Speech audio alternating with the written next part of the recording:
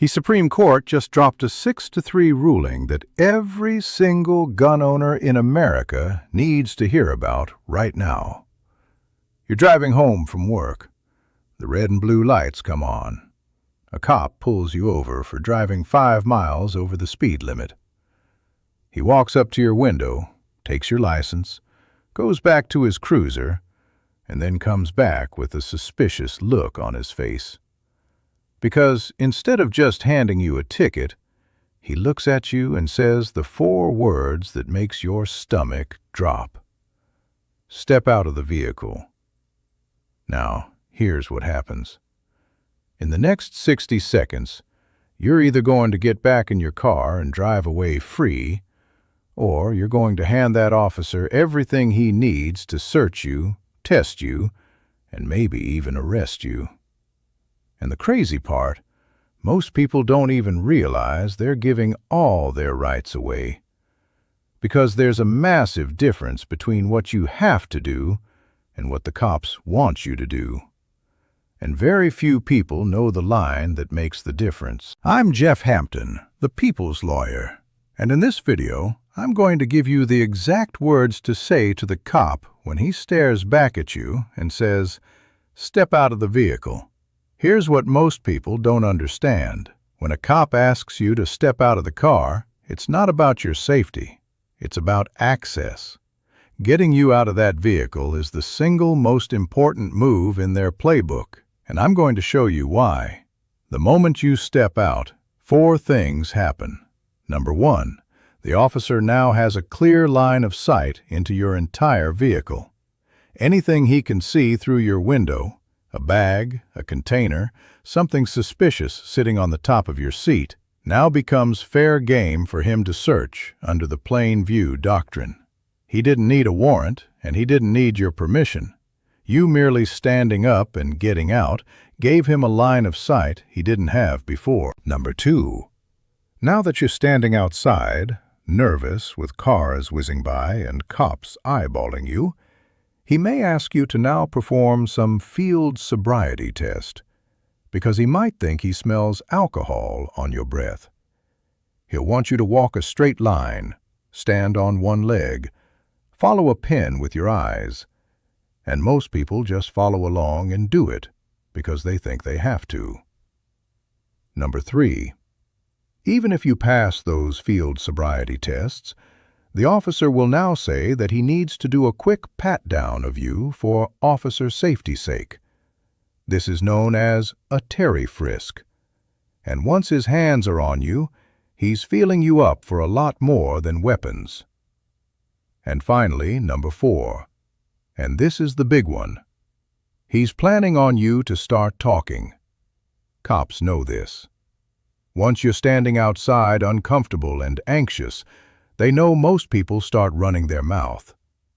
"Officer, I didn't do anything wrong. I'm just coming from a friend's house. I mean, that odor. Maybe I just had 1 drink hours ago." "I swear I'm fine, officer." Every single one of your statements is evidence, and not only is the officer recording it, he could choose to misinterpret it or manipulate it to mean something you never meant. So here's where people go wrong. The first person, they panic, and they just do everything the officer says. Step out? Sure. Walk a line? Absolutely. Search my car? Go right ahead. They think cooperating will get them home faster, but it won't. The second person refuses everything. "I'm not getting out of my car, and I don't have to. You can't make me do anything. I know my rights." And now the officer writes down, "Suspect was aggressive, confrontational, and uncooperative." These all go straight into the police report. And if you say it strong enough and fast enough, sometimes the officers might claim you made furtive movements or acted in a way that was suspicious enough that now maybe they can perform a search without your consent. But think about this from the officer's perspective. He does this every single day. It's routine for him. He's trained to get you out of the car because a standing person is easier to observe, easier to test, easier to search, and definitely easier to arrest. He knows that once you're out and on your feet, your nerves will definitely kick in. The talking starts. And once the talking starts, the case builds itself. He's not going to tell you that everything you say is going to be used against you. In fact, he'll probably be very friendly with you and want to spur more conversation because he doesn't want to make you aware that your mistakes will help him do what he wants to do, which is to keep you outside and ultimately get you in the back of his patrol car. Now, here's the part nobody tells you. Under the Supreme Court case of Pennsylvania versus Mims, a police officer can order you out of the car as long as he's performing a lawful traffic stop. Why? Because the court said the officer's safety interests outweigh your constitutional rights inside your vehicle. And a few years later, the Supreme Court extended this ruling to allow cops to pull out passengers of your car also. So, let me be crystal clear. You do have to get out of the car if the cops demand it. It's settled law. But here's what most people now get completely wrong. They think stepping out means giving up. They think that now they're standing on the side of the road, they have to basically do whatever the cops say. That is not true. Stepping out of your vehicle never gives cops consent to search your vehicle. You certainly don't have to answer questions, and you never have to perform field sobriety tests. Your constitutional rights don't disappear just because your feet have to hit the pavement. And here's the other thing, because nobody talks about this. Under Terry versus Ohio, an officer can only perform that pat-down search if he has a reasonable, articulable suspicion that you are armed and dangerous. He can't just pat you down because you're standing there, or because he wants to. He must have a specific reason to believe you have a weapon. But now you're in an impossible position. You have to step out of your car because the law requires it, but you don't have to talk. You don't have to consent to a search. You certainly don't have to blow into a breathalyzer. The problem is that nobody knows exactly what to say in this moment. How do you comply with the law while making it crystal clear you're standing up for your rights?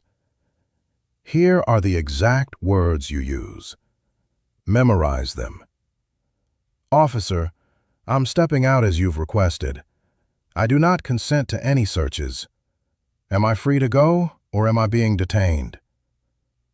That's it. And let me break down why every part of what I just said works. I'm stepping out as you've requested. This shows you are clearly complying with the law. No argument, no resistance. And the cop cannot write down that you were uncooperative or acting weird. That would allow him to do more. I'm stepping out as you've requested. I do not consent to any searches. This is critical. You're drawing the line clearly, and you're putting it on camera. If the officer searches you or your vehicle after you've said this, and he doesn't have very clear probable cause to do so, everything that he gathers can be thrown out in court. I'm stepping out as you've requested. I do not consent to any searches. Am I free to go, or am I being detained? These magic words force the officer's hand. He now has to make a choice. If you're free to go, the stop is over. If you're being detained, he's going to now have to articulate why. Either way, you've put the legal burden back on him. But what do you do when the officer pushes back? Because you know he will. If the officer looks at you and says, "Okay, man, Look, I'm going to let you go, but only if you perform these tests real quick. This is when you look back at him and say, "Officer, I exercise my right to decline field sobriety tests." That's it. Remember, field sobriety tests are always voluntary, and you can be stone cold sober and still fail these tests. And if the officer says, "Hey, buddy, if you've got nothing to hide, why won't you let me quickly search your car, and I'll let you get on down the road?" Here's your answer. "Officer, I'm exercising my constitutional rights." That's not evidence of anything. Those words are legally bulletproof. The exercising of your constitutional rights can never be used against you in court. Every court in our country has been crystal clear about this.